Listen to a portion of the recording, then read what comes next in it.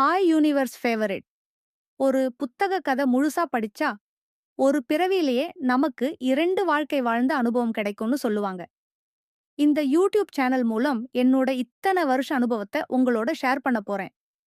இந்த வீடியோ பார்க்குற உங்களில் யாராவது ஒருத்தர் இதுல இருந்து பயன் கிடைச்சாலும் நான் ஹாப்பி. நான் ஒரு ஞானி இல்ல. கண்டிப்பா சைக்காலஜி படிக்கல. உங்கள போல படிப்பு, குடும்பம், வேலை, கஷ்டம், அவமானம், ஆசை, கனவு இருக்க சாதாரண ஒருத்தி தான்.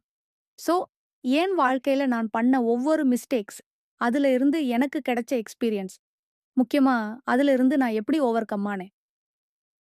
இதுதான் இங்க பார்க்க போறீங்க. Mistake number 1. என்னுடைய ஸ்டாண்டர்ட் நானே குறைச்சுக்கிட்டேன். ஆக்சுவலி இது ஏன் மிஸ்டேக் நம்பர் 1 தெரியுமா? ஏன்னா இதுதான் என் எல்லா பிரச்சனைக்கும் அடித்தளம்னு நான் நம்புறேன். நல்லா படிச்சேன். ஃபர்ஸ்ட் கிளாஸ் வித் டிஸ்டிங்ஷன்ல காலேஜ் முடிச்சேன். வீட்டுல வேலைக்கு போகக்கூடாதுன்னு சொல்லிட்டாங்க. கொஞ்சம் கூட ஃபைட் பண்ணாம ஒத்துக்கிட்டேன்.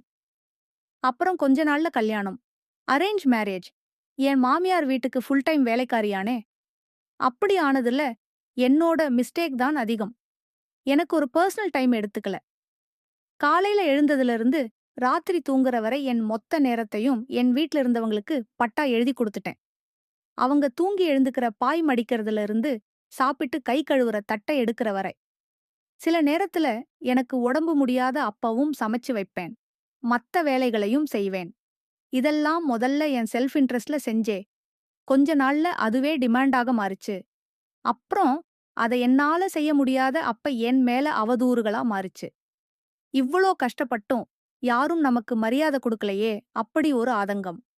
இதுல நான் எங்க தப்பு பண்ணிருக்கேன்னு யோசிச்சு அத மாத்த முயற்சி செய்தேன். அப்பதான் ரியாலிட்டி ஸ்ட்ரைக் ஆச்சு. நான் நல்லவளா இருக்கணும்னு நினைச்சு நான் என்னையே மொத்தமா தள்ளி வச்சுட்டேன். நான் மரியாதை மத்தவங்க கிட்ட இருந்து எதிர்பார்த்தேன். ஆனா நானே எனக்கு அந்த மரியாதைய குடுக்கல. நான் எல்லாருக்கும் பிரியோரிட்டி குடுத்தேன். ஆனா எனக்கு நான் பிரியோரிட்டே இல்ல. அப்பதான் புரிஞ்சது. என் ஸ்டாண்டர்ட் நானே குறைச்சுக்கிட்டேன்னு. ஸ்டாண்டர்ட் குறைக்குதுன்னா, நம்ம வேல்யூயே இரேஸ் பண்ணிக்கிறது தான். நான் இது பரவால்லன்னு அக்செப்ட் பண்ணப்போ, அடுத்தவங்க இவளுக்கு இதே போதும்னு டிசைட் பண்ணிட்டாங்க.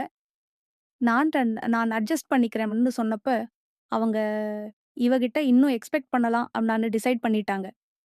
அப்பதான் நான் ஒரு டிசிஷன் எடுத்தேன். நான் நல்லவளா இருக்கணும்.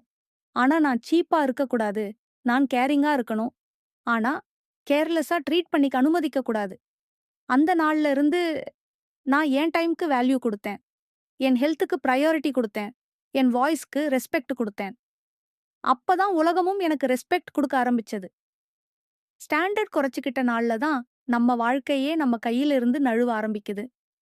இதெல்லாம் சொல்றது சிம்பத்திக்காக இல்ல. நீங்க என்ன மாரி ஆகிடக்கூடாதுன்றதான்.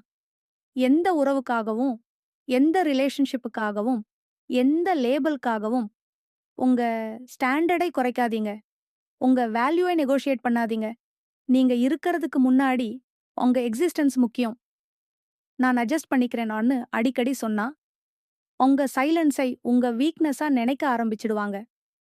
உங்க சாக்ரிஃபைஸை சர்வீஸா நினைக்க ஆரம்பிச்சிடுவாங்க. ஒரு விஷயம் ஞாபகம் வச்சுக்கோங்க. நீங்க ரிப்ளேஸ் பண்ணக்கூடிய ஆளும் இல்ல. இந்த லைஃப்ல நீங்க தான் உங்களுக்கு ஃபர்ஸ்ட் ரெஸ்பான்சிபிலிட்டி. உங்க ஹெல்த் முக்கியம். உங்க டைம் முக்கியம். உங்க கனவுகள் முக்கியம். யாரையும் ஹாப்பி பண்ண உங்களையே பிரேக் பண்ணிக்காதீங்க. இத நான் கஷ்டப்பட்டு கத்துக்கிட்டேன். நீங்க கஷ்டப்படாம கத்துக்கோங்க. யாருக்காகவும் உங்க வேல்யூவை குறைச்சுக்காதீங்க. Because you are more important my dear universe favourite.